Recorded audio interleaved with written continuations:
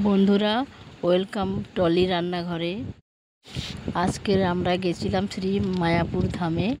প্রথমে আমরা কৃষ্ণনগর চলে গেছিলাম, তারপরে আমরা চলে গেলাম হুড়োর ঘাটে মায়াপুরের উদ্দেশ্যে। এখানে একটা মোহনা আছে, একদিকে গঙ্গা নদী আর একদিকে জলঙ্গি নদী। দর্শনের পরে চলে গেছিলাম মহাপ্রসাদ খেতে।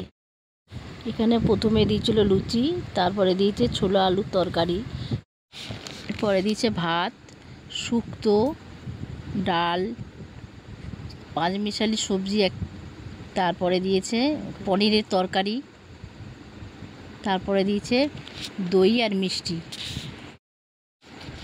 ওখানে মহাপ্রসাদ খেয়ে আমার খুব ভালো লেগেছে, আমি খুব খুশি। কোনোদিনও যাইনি ওখানে, এই ফার্স্ট গিয়ে আমি খেয়েছি, আমি খুব খুশি।